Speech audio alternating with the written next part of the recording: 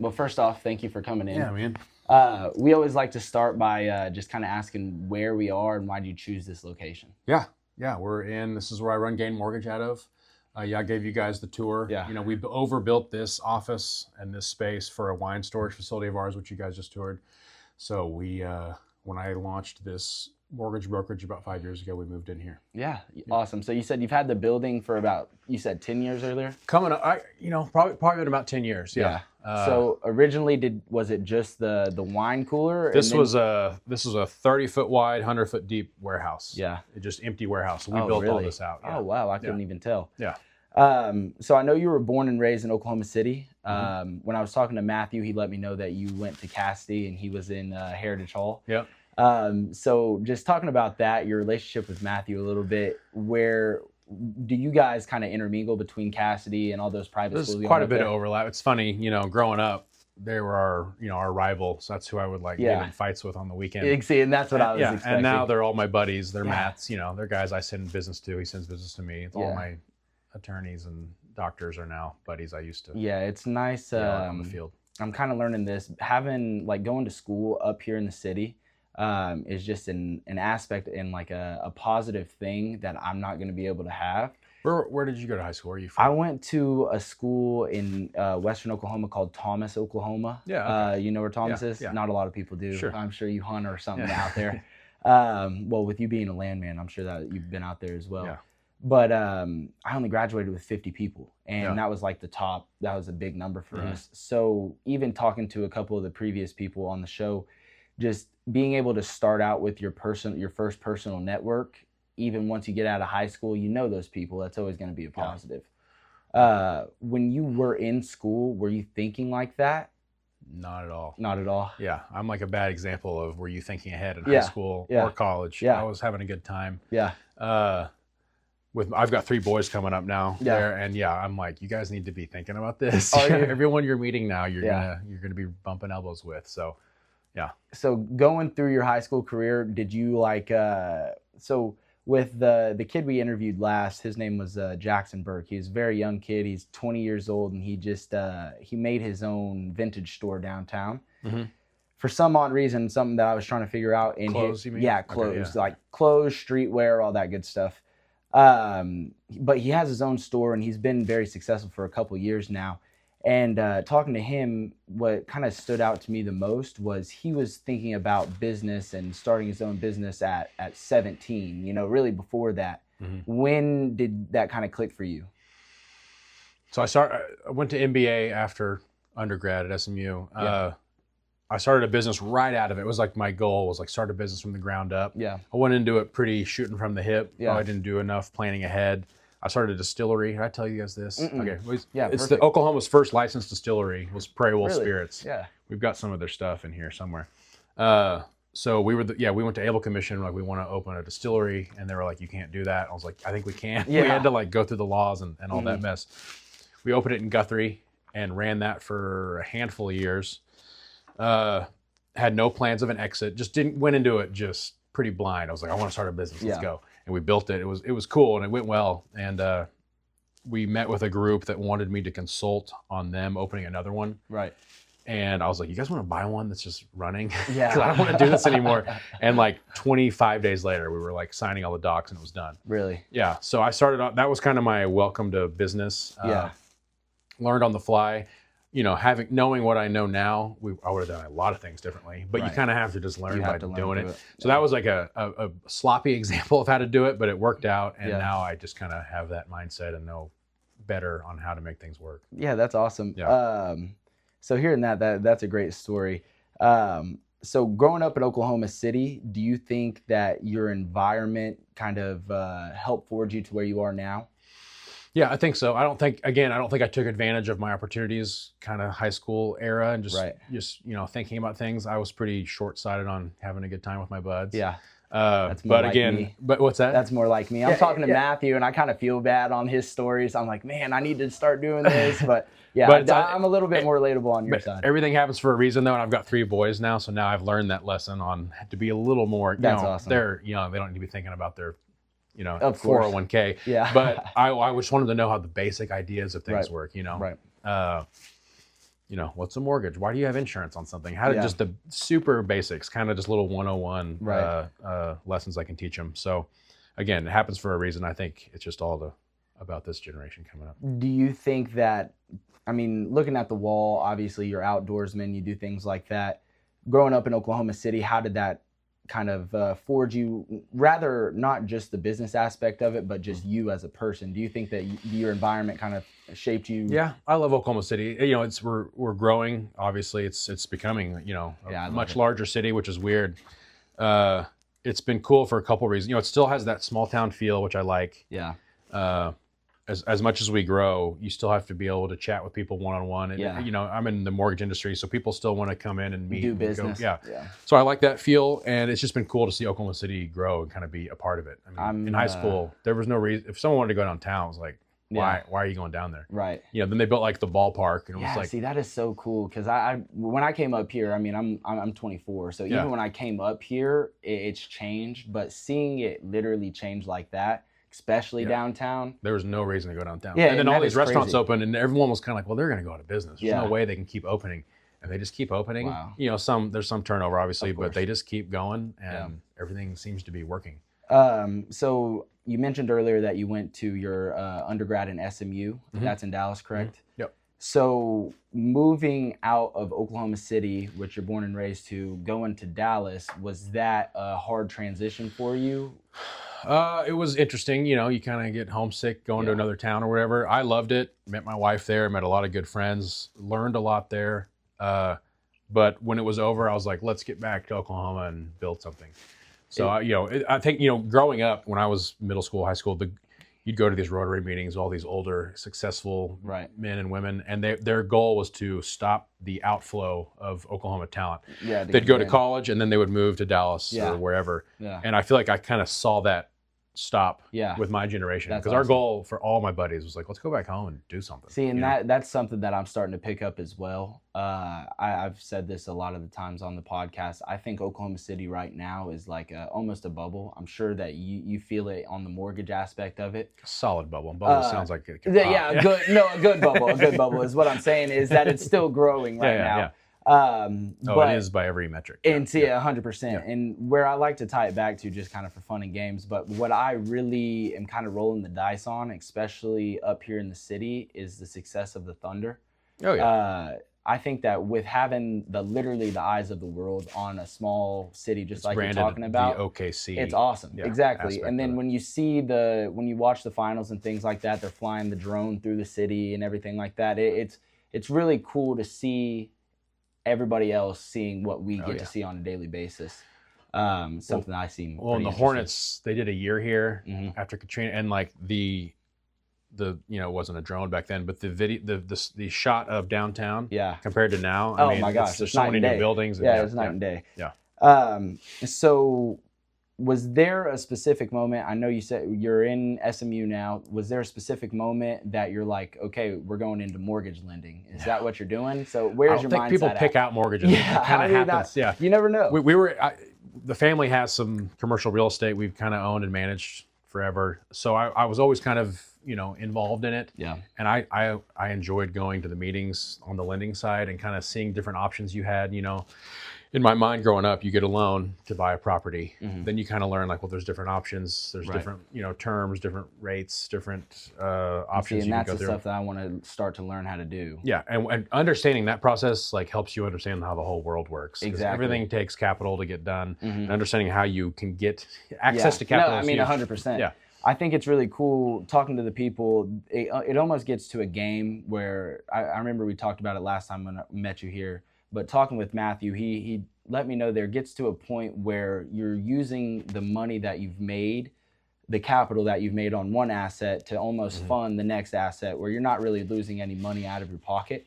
That's something that I think is very, very interesting. And how long did it take you to kind of, have you figured that out? Like, I guess I'm still learning, but everything, just once you learn everything takes capital and how do you access it? Well, like this building we're in, this wine storage, I mean, this is doing well. Yeah. We're getting ready to open another one in Tulsa. That's awesome. And, it's a concept that works. Yeah. The P&Ls are solid. See, exactly. If I go to a lender, they're going to be like, cool. Like, because you already have something to show them.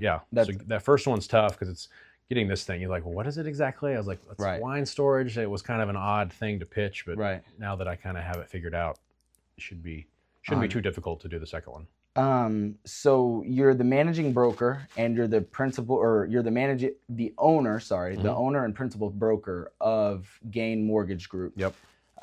So hearing that, you're kind of wearing two hats. I know you said that you're the mortgage aspect of it and you're on the real estate agent aspect of it. Yeah, I almost wouldn't even, the real estate side, that's kind of family and friends. My mother-in-law needs to buy a house. I almost maintain that just to kind of stay in the know of legislation and things. Exactly. I'm a mortgage broker. Right. Yeah. And I'll do, again, when my mother-in-law wants to buy a house and she does not want to work with anybody else, we'll do it. Right. That's like super close friends and family. Other than that, I love to get someone who's pre-approved. And then I'm like, you have a realtor you're working with? Right. If not, and then just go ahead. Yeah. 100%. Yeah. So the real estate side happens, but that's not like my day job by any means. Did you start off with just getting your real estate license and then you get a mortgage? Yeah. So there was a time where you were a little bit more heavy on the real estate. And again, that's when I was just trying to figure out what I was doing. Right. So I got it. We had some rent houses we were buying personally, my brother and I. So we kind of did those. And then I met a guy who owned a mortgage brokerage. Right. And I just I wanted to figure that out. I went to work with him. He wanted his job. Yeah. No. And then 2 years in, I was like, I'm going to start my own. Yeah. Goodbye. No, that's awesome. Yeah.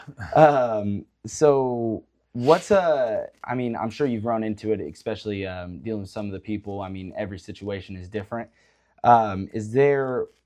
What's one misconception that most first-time buyers have about the lending process? Gosh, there's so many things. People can be experts in everything. Literal brain surgeons calling us to buy a house, and they're like, "What are mortgages? How does this work?" No one understands the mortgage world, and it changes. The laws change, so you kind of have to keep up with it. Yeah. I think the number one thing I kind of want to I'll look into the camera for this, shout from the rooftops, is you don't have to have 20% down. Yeah. And you'd be shocked at how many successful people / successful realtors. Yeah. Don't know that. They're like, well, really? Less than 20, you got to go FHA. I'm like, no, you can go regular old conventional mortgage. It's odd. I can't say that enough. And every time someone calls, they're like, well, I don't have 20%, so I guess I'll call you next year. And I'm like, what? Well, we can take care of that. Yeah, you can go 10, 5, you can go 3 if you're a first-time home buyer. So that's something that is bizarrely unknown. Running into first-time buyers, do you deal with a lot of those? Quite a few, yeah. So running into first-time buyers, when they make a decision, hey, I want to buy a new house, first off, they're going to go to a real estate agent, right? They kind of should be the other way around. You should get kind of pre-approved, what can I afford, and then go to a real estate. But 96% of people go to the realtor because they are on Zillow and they want to go look at the house. And see, this is me learning right now. So I'm sure there's going to be people that are in the same boat. So you shouldn't go straight to your realtor. You should go to a mortgage lender. I guess you can do whatever you want, but you got to make sure you can pay for the thing first. Yeah. 100%. So, but no one does it that way. They're on Zillow. That house is sweet. Call the realtor. Exactly. You look at it, and they're like, and the realtor says, "Do you have a pre-approval?" And it's like, "What's that?" Yeah. And then is that where you come in? Yeah. Like, we'll call Hunter. He'll help you figure it out. So you are the person that you're gonna actually see the report, see if they can. Are you analyzing their data? Dude, I would say it's 3 things, just to kind of 30,000 foot view it. You look at income. Yeah. Can you verify they make enough income to make the payment? Right. You pull their credit to A, check the score, and 2, look at their liabilities. What kind of debts do they have, car payments, stuff like that. This is pretty similar to the process that we were talking about earlier. Yeah. And then number 3 is assets. Verify they have assets to cover down payment, closing costs. And if those are good and they have their W-2s and documents, we can do a pre-approval in 5 minutes, 10 minutes. Really? Yeah, it's really, pre-approval sounds like you got to just do this mess of upload. Exactly. It's 3 things we're looking at, and if those all click out, then we're good. Yeah. So hearing that, I'm sure people kind of are weary to get into the process of it just because they don't know actually how long it's going to take or what it entails. That's our main thing we try to push is just take it easy. Yeah. No. Yeah. And you need to fill out a 1003. It's the federal application. Yeah. And people are like, man, I got to block out 3 hours of my day and get a pen and paper and some calculators. I'm like, no. That's not how anything works. I'm like, nowadays. go to our website, click around, and I'm 15 minutes in. If you're not done, call me. Yeah, something's wrong. Yeah, there's a mistake you made. And if you put an answer, I make $7,500 a month. I don't know. And then later on, they're like, well, it's actually $74.50. Like, do I need to go? I'm like, it's fine. It's not the biggest deal in the we can world. go in and make an adjustment. 100%. So, and then the process is it's just very simple, but people don't do a mortgage. Some people do them once every 10 years. And 100%. And then you don't want to act like it's tough to not know something. You feel like you should know it. Yeah. I always tell people, like, no one understands this crap. You're dealing with the people. Yeah. Just call me. We'll figure it out. I saw that you have like a tagline. It says helping realtors and individuals demystify the mortgage process. I wanted to ask about the word demystify. Well, I like that. Also, I wrote that like the day I opened this. Yeah. And I don't like it. I think it works. Yeah. Because demystifying is the thing. No one understands it. Yeah. I mean, exactly. Our kind of one we're pushing now is just make the right moves with Gain Mortgage. We're going to help you make the right move. Yeah. When you call and you're stressing about putting 20% down, like you can do less. Yeah. And then you can just feel they're like, oh. Yeah. Because I can kind of breathe. I want to buy the house, but I also want to spend $20,000 on new carpets. Be able to leave. And paint the house and put in curtains, but we just don't have enough cash. I'm like, well, put down less, and then you have a ton of cash sitting here. You can do all that stuff. And they're like, oh, like, yeah. So when they put the cash down, I like to run scenarios and just get like, here's options. No, and see, and that's the way that I'm trying to learn how to do business. In my professional sales class, they're talking about being more of a sales practitioner. I don't know if your job, would you consider your job sales? I think so to a certain extent. That aspect of it right there, Yeah. that sounds pretty similar to what I do. Mm-hmm. The reason I bring that up is because they say like a typical salesman isn't going to be showing different options. It's the easiest way to I never want to tell someone money. what to do. I want to like show an array of things and let them be like, well, let me talk it over with my wife, and that one works. Exactly. But if you did your job correctly, you showed them all the information, you made it very, very simple to where they have three very valid choices. Mm-hmm. So I think that just in terms of just in business in general, going that route rather than just taking the easy route and how can I sell this house? How can I get this approved? It may be monetarily beneficial at the beginning. Yeah. But that's not something. I want everyone to be in control of their decision. Well, should we do this? Should we do that? I'm like, hey, I'm going to pitch it to you and to show you what the options are. And if anyone ever asks me, like, what do you think? Yeah. My response is always like, if this was my brother doing this, I was like my bro, I would lean towards this, here. But I don't make your decisions. Yeah, but you decide whatever's best for you and your family. Do you think that there's people that have the opposite mindset when it comes to that in your industry? I think some, not that they push a certain product, and I'll never say anything negative about a certain type of financing things, but some institutions, I'll say that word, kind of have 3 mortgage products. Yeah. And when you call it, they're like, well, we have got these 3, and then they might not qualify for 2. So it's like, well, you gotta do that one. So whenever I literally see a puzzle in front of me whenever someone calls, and I'm like, okay, so they don't have this, or they do have really good here, so we could do that and move this over. So I just see each file is totally different. Do you think that is because that this is just an organization that deals with you, and then as like the organization gets bigger, I'm sure people get kind of caught in the numbers and just the statistics? I think it's that. I think just as a mortgage broker, when someone calls me, I've got all these lenders that are lining up to work with us. Right. They want me as a broker to send my business to them. The right person. So they want to give us the most cutting edge this, cutting edge that. This one says we have a 1% down program. This one's like, well, we can do that and we have better rates. Instead of having an institution that kind of has a product that they sell, we have a spattering, not to get too mortgage salesman. No, I mean, no, 100%. But that's what it is. What I want to see. And when someone learn. And when someone calls in and tells me their situation, I'm usually pretty sure like this is the lender for them because they offer that kind of stuff. And that's just due to experience. Just experience of working with all these different lenders, and if someone's wanting to buy land, I know where I'm going to send them usually because they're kind of the best. Right. When someone tells me their story, I usually know where it's going. They want a line of credit. They're probably not going to be as happy over here. This place, their service after the fact is so much better. I'm going to send them over here. Right. No, 100%. Yeah. So you're dealing with people in Oklahoma and in Texas. Is that correct? Mm-hmm. Yeah. I'm pretty sure I just saw that you guys ventured over. Mainly Oklahoma, but we do a handful in Texas. Do you? How long has that been? Coming up on a year. And, so I went to SMU. Right. Another LO of ours went to SMU, my cousin, Carpenter. Yeah. He has a ton more ties in Dallas, so it's just kind of a natural fit. So you're just letting him, is he kind of just taking the reins? He's done far more in Texas than I have. 100%. Yeah. Is there any surprises dealing with Oklahoma clients compared to Texas clients? Just their real estate laws are different, the way they handle things. The way the contract works here, you go under contract, you have X days for inspections. X days for renegotiations, and then it closes. In Texas, it's different. Right. And, they're calling us, they pay for extra days of inspection. It's just different. So you kind of just have to know how the process works. How long did it take you to learn the Texas version? Mainly, I've learned to rely when the borrower calls me. I call the realtor and I'm like, "Hey, is this all?" You kind of break this down for me, make sure it's all right. That's why I maintain my real estate here. Just so nice. I want to be locked in on that. I want to know the real estate side better than the realtor does. No, 100%. We often do, just because Because then that gives you a benefit. And a successful realtor can do, they'll have 10 closings in a year and have a good year. I can do 10 in a month as a broker. So I'm just turning over deals, and they're like, well.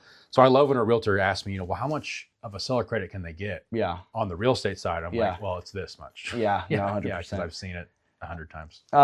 So I know you're serving on the board of Habitat for Humanity. Is that right? Yeah. What's your title on the board? Is there one? Board member? Yeah. No, the new guy. That. Yeah. So I love it. So being a business owner, what made you want to go from, okay, I might just work with them, to I want to be a part of the board? Is it just what you were saying right there? The director, Ann Felton, is an incredible lady, and Yeah. I'd kind of bumped into her a few times at the kind of Rotary events and things, and she just asked me if I wanted to be on the board. That's but it's one of those things that the second I found out about it, I was want to like, be on the board. I want to do something here. And the board was like an honor. I wanted to go volunteer, and then maybe down the road, but just the opportunity was there. And anytime that I have an opportunity like that, I definitely want to engage in it. So you can sense when it's like a pivotal moment in your life. I'll be on the board of Habitat hopefully for 16 more years. See, and that is just awesome. And it's more than just like you're saying, you're doing more than just increasing your business. You're almost increasing the community around your business, which is awesome. It's the other way around. You're increasing the community, and then a byproduct of that is like there's going to be some cool things happening. Do you have any stories where you saw firsthand, like a homeowner get into a new house, or like a good story about that? 100 of them. Yeah. Tell us. We had a thank you for all the volunteers 2 weeks ago, like a gala at the Cowboy Hall of Fame, and the lady who spoke, she was fairly, pretty heavily addicted to drugs, fentanyl and meth and this and that. She went to Hope Was Alive, got clean. Just to hear her story from, literally low of lows. Yeah. And now she's not just like getting into stable housing. She's actually buying a home. Wow. And, creating equity for her family moving forward. That's awesome. It's awesome. Yeah. Do you ever stay in contact with any of your clients? I'm always available. We like repeat customers, but I always pitch them, once we get them placed in a mortgage, they kind of don't need me anymore. Exactly. But I'll get calls, 2 years later, like, hey, how do I do this? Or what do I do here? Yeah.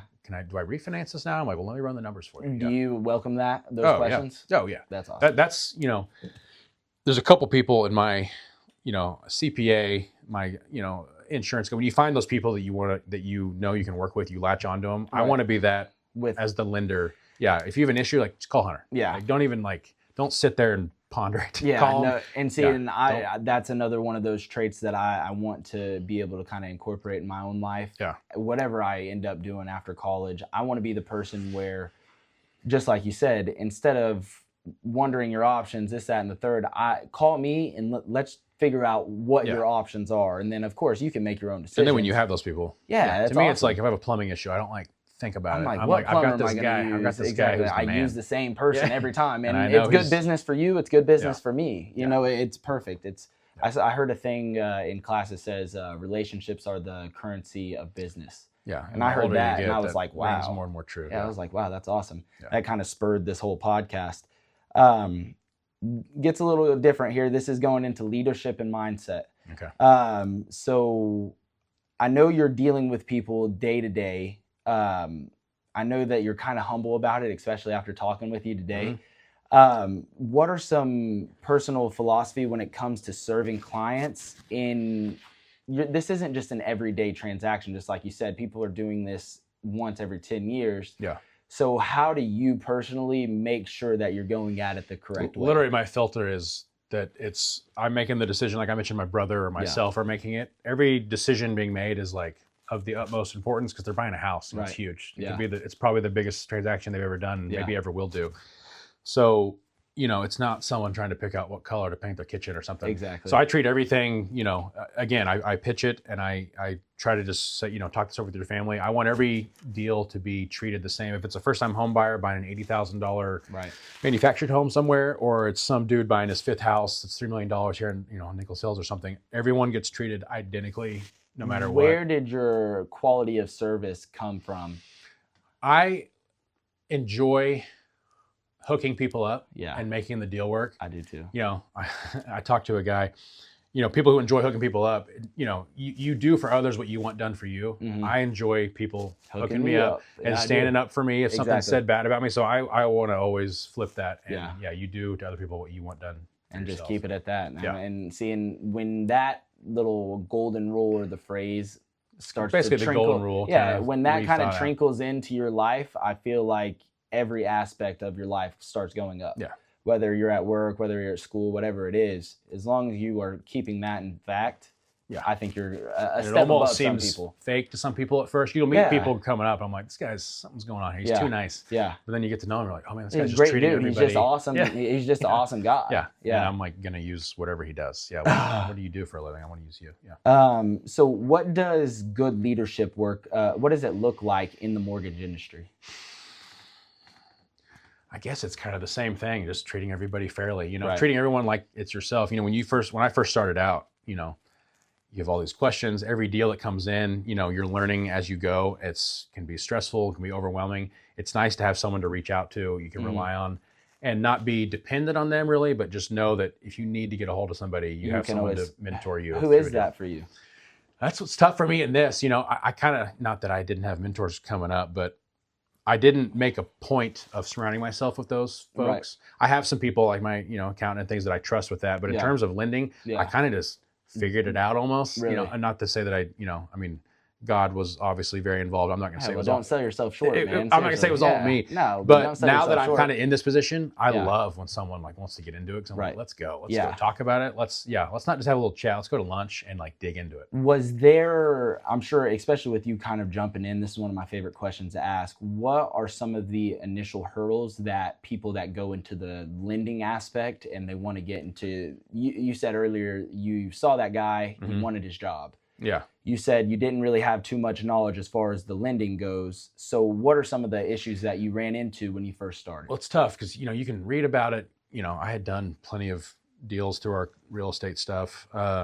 You take the tests, you go to all the education, the continuing ed, online education, but you just can't learn until you do it. Exactly. And you can't do 2 or 3 loans because every loan that comes in when you start is new and odd situation. And some people are going to treat you poorly and be upset. Some people are going to be really nice. So you just have to, you just takes experience. It does. Yeah. And the only way to get experience without having it is to speak with someone who has experience. Yeah. So. Or do it yourself and figure it out yourself. That's what I mean. Yeah. Or just go through it. So I told my wife this, every loan that came in, I was like, man, they're just different. And then there was this type of loan and that, but I think it was just all for. It's training basically. It was all for a reason because now there's very rarely a phone call that comes in where I'm not just like, understand what's going on. Yeah. So rarely. Kind of translating that to my kind of knowledge, just like you're saying, when it comes to a deal or a transaction in your case, like when I first started in the car industry, anytime that I talked to somebody, I would run into an issue, and it was the first time I've ever ran into that issue. Then, just like you're saying, it gets to the point where I've already heard, oh, the price is too high so many times. You know, everybody has a different individual story, but people, their car, there's only so many situations that you need to go to a car dealership, if that makes sense. So same thing kind of in your position. How long did it take you from the beginning of where you're learning about that and everything's new to, okay, now you're in this position? How was that learning curve? It takes a while to kind of truly believe that you're an expert, You kind of have that, what's it called? Imposter syndrome, Everyone has that, I think. Yeah. Where, you're in the middle of a deal, you're like, what am I doing? This person should have called somebody who knows what they're doing. But I think it just takes that experience. Yeah, I think that's a natural feeling to have. Yeah. But it is relieving to kind of get past that and truly feel like an expert. And when someone calls, someone you maybe that owns a real estate brokerage, like, it used to be when they would call it was like an interview and you're like, I Yeah, gotta you're get these kinda answers right. And afterwards I'd be exactly. like, I should have said this. Yeah. Now when they call, You're talking freely. I'm like, you know, making a sandwich. Yeah. I can just talk them through complex lending scenarios. How long did that take? It takes I would say a couple years to get really comfortable with it. And Yeah. then now, you know, Now it's like second nature for you. yeah. But there's you know, a year in is very relieving because you kind of have done enough, but then there's always going to be another deal where you're like, crap, I don't know how this works. Or they've got some, you know, the disclosures for the federal disclosures, you know, they're 50 pages. Right. And somebody had their attorney look at it. On Yeah. page 34, would you describe it? I'm like, Yeah. I haven't even like looked at this Exactly. before. Yeah. Yeah. So there's always something that someone's going to dig deeper on, but there is a lot of comfort with getting past that. And the only way to do that is just to be doing it. uncomfortable. Yeah. You got to do uncomfortable things to get comfortable. If you, I know we've kind of mentioned this a little bit, if you could go back, especially now with your business aspect and your business mindset, if you could go back and talk to your younger self, maybe going in between high school and college, what do you think that conversation would be like? Again, think about your future a little more. Yeah. Again, I was just fly by the seat of my pants guy back then. But, you know, again, I've said it 100 times, things happen for a reason. I think I had to go through that to know how to raise these dudes right. Just, yeah, think about your future. You know, what I do doesn't take an MBA. I have an MBA. Yeah. I don't know if I needed that. I just kind of was like, I guess after college you do this and Yeah. you kind of doing what you think's next. I would like, if my children are doing this degree or that degree, I'm going to be like, you know, what are you doing this for? Why is there a reason here? In hindsight, you know, looking back, I wish I would have started this, you know, 15 years ago. Really? And I think we'd have just a big old company going now. But, Yeah. But again, things happen in So the right order. You're wanting to just, if you were to have the conversation, just tell it, kind of slow down and. Yeah, just think about the decisions you're making. Think about, yeah. I was having a really good time at SMU. No, I get it. Where that's in Dallas, you said? That's Southern Methodist? Southern Methodist University. Yep. And then you guys are having a good time out there? How's the rules? Harvard of the South. The Harvard of the South. There it is. I've heard that. Yeah. So now we know that you're going through your business now. We're in the growing stage. I'm sure you're looking in the future. Especially after now that we've had this conversation, I'm sure that this isn't everything that you want it to be. So for students and young professionals listening, what's your advice for building trust early in your career? Like, you understand? Yeah. I would think, you know, don't ever be scared to call someone who's doing what you want to do and say, hey, can I take you to lunch or something? Right. You know, I feel like you spend your 20s pretending that you know what's going on. Right. And then in your 30s, you got to figure out what the hell's going on. Understood. And, you know, that needs to be flip-flopped. In the 20s, you're in your 20s, no one knows what the hell's going on. So you need to like understand that and meet with people and talk to them. Yeah. And when you're at a sit down with your lender and they're like, well, you understand this, right? You need to be like, no. Yeah. No, 100%. Explain it to me. Don't just be like, yeah, of course. Yeah. Because you're going to have to learn that lesson at some point. So just learn lessons and just, you know, rip Band-Aids off your whole 20s and then life becomes a lot simpler. easier. Yeah. Yeah. This is another good one. What skills do you wish that people, just like you said, you technically don't have to have a MBA to do what you're doing. What are some skills that kids in college should take away from college if they wanted to be in your industry? Man, it's all relationships. Just how you treat people, be kind to people.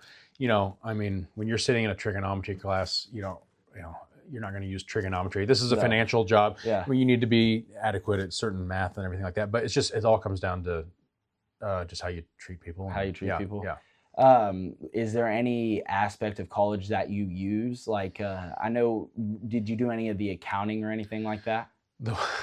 But you have a CPA now, I'm a bad poster child for that. That's perfect. I took some weird classes at SMU. I don't even remember what they were. Yeah. I just sat in the back and kind of zoned out, and I would get a C+.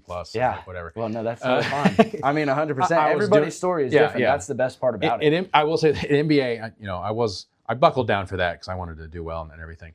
I did really well grade-wise. There was an Excel class I took that I used everything he taught me. Yeah, and I'm going to be the guy in 20 years. Like one of the smallest classes. Oh, yeah. And in 20 years when AI is taking over, I'm going to be using Excel. So like, no, I'm going to use this. This is what I'm locked in on this. But it's just meeting people. And it's funny that you brought that up. Do you see AI kind of coming in your business at all? It's weird. So again, I'm a broker. So we use partner lenders, and these partner lenders they want to have the most cutting edge AI because they're competing against these other lenders that I could send it to. Right. So it's, you know, I use it and I'm sure it's a tool and I will always need to know what's up with it. Right. But just by the nature of what we do, everyone that I potentially use as a client Right. is competing with each other to have the most cutting edge. So it's like you're coolest getting stuff. you're getting the back product. So of that. it really almost kind of makes the, not to sell the brokerage wholesale route, but it kind of makes it kind of makes it compelling because as the world changes, we are just always cutting edge, because this Fortune 500 company is, saying they're better than this Fortune 500 company. They got to prove it, compete, and they're going to just dump money into technology. And if I need to have a loan income underwritten, they can do it in 2 seconds now, because they have a service that can do it. Yeah. So looking in the future for Gain Mortgage Group, do you have any big visions or projects that are coming up right now? It's weird. I spent the first 4 or 5 years here just like getting it. Our systems are like built now. The thought of bringing on, we have other LOs obviously, but the goal would be to bring on a high producing LO. We've kind of been bringing people on. We train them up. I'm sorry, loan officer, loan originator. Okay. We bring in people, we train them up, and they start doing well, and it's great. It's great to see. I would like to start bringing in, producing well established. It's almost like I was nervous to do that year 1 or 2 because you had to. I thought they'd show up and they'd be like, these systems are weird. Why do you do it this way? But I feel fully confident that we've built we are set for growth now, and business is going well. That's awesome. So that's kind of a goal of 26, is to bring on, again, if someone wants to, if someone your age wants to come in and get trained up, awesome. We have a system. We've got our training networks all built, but I would love to kind of start bringing in some producing loan originators that already have a book of business. And how many people are in your company? We've got 4 loan officers and a processor. And then where are you hiring those people from?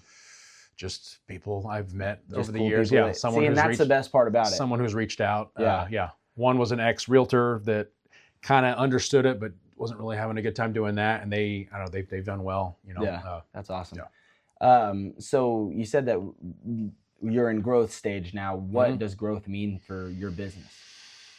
There's metrics we look at. Loans per month. Obviously just total revenue and things like that. Again, the systems are built. There would be times years past where we would get X loans a month, and it was like, this is going to be a stressful month because we've got a lot of business. Yeah. Now we can handle, we're doing 10, 11, 12 loans, and it's not even a big deal at all. Exactly. So our systems are I think they're very well built. And did you build the system? Yeah. A little biased. And we're scaled where if we had an influx of a month, again, 3 years ago, if we had a wild month where we just had, I would be like, babe, I'm not going to be home very much. But now we could have a weird, sometimes just it comes in waves. If we have a really high wave and an influx of loans come in, it's like, let's go. Yeah, you're ready for it. You can close all these in 25 days. Is there any, as far as like, you're pretty established in this building. Do you need to have an upgraded building when it's weird? It's almost, again, when we launched, it was almost like a little secret. It's like, we're in this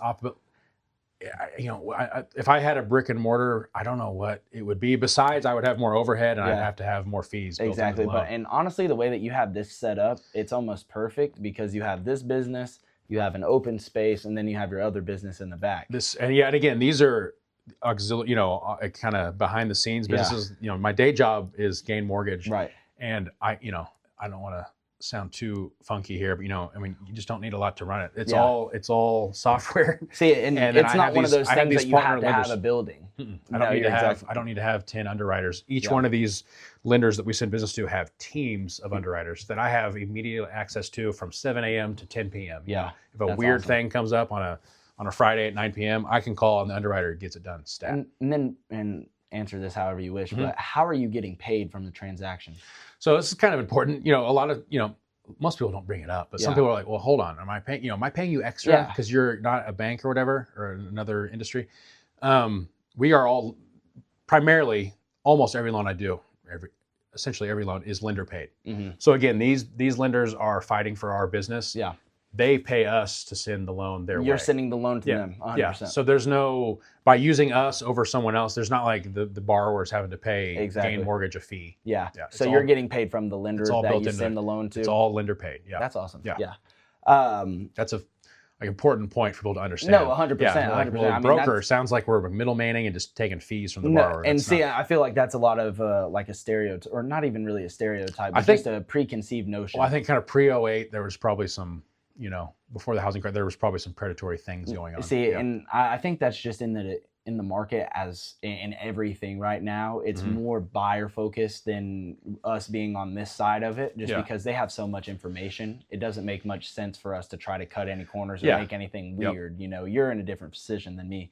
But so closing up, I know we've had a great conversation, man. Thank you. I answer efficiently. Sorry. You know, this is awesome. I think this has been the best one so far, to be honest with you. Better than Matt's. Matthews was our first one, so we're using number 1, number 2. It's to the point now where I told myself, like, the video might not be the best, like the actual episode might not be the best as far as like editing terms and things like that.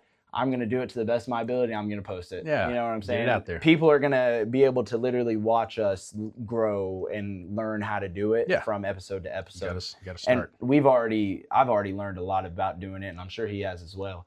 But kind of wrapping up, like I was saying, through the eyes of Hunter Merritt, what do you want the listeners to hear through your eyes from your episode? Well, you know, kind of from an overarching, you know, again, that example I gave from the 20s, you know, just get out and do things and learn it the hard way and get your bumps and bruises out of the way. Don't try to avoid those, because all you're doing is postponing learning those lessons. You're going to have to do it. You're going to learn them at some point. Do it in your teens and 20s. And then kind of from a business standpoint, you know, if you're thinking about buying a house, if you're looking at buying one, you know, don't think it's something out of reach because I just don't have enough money to make. There are so many options out there. There's so many federal programs for home down payment assistance and this and that. There's usually basically if you kind of have if you're employed or have some stream of income, be it Social Security or, you know, whatever, VA disability. You can buy a house just even on Social Security? Yeah. Really? Mm-hmm. Yeah, that's crazy. I didn't know that at all. So there's always a way to figure it out. And people kind of have these preconceived notions. You got to have 20 down, you got to have this, you got to have that. It's like, you know, that's maybe how it was decades ago. Yeah. But it's just not how it is. And then just kind of fun one. After you have a long day at work, you know, you've closed all these deals, where are some places that you go up here in the city to kind of calm down? Oh gosh, I usually go home because I've got 3 dudes waiting on me. And we've got soccer or football practice. Where do I go relax? I don't know, man. My house. Yeah. You play golf? I live on hunting's kind of my thing. Yeah. Golfing I did. Once you have kids, you got to start picking your hobbies. So hunting is the one I picked. I don't golf much. I live on a great street. We've got a bunch of families kind of like-minded with kiddos, so the kids all go nuts, and parents can all hang out. That's awesome. Well, man, thank you for coming. Yeah, dude. Us in. Seriously. This was great. Yeah, this was awesome. Yeah.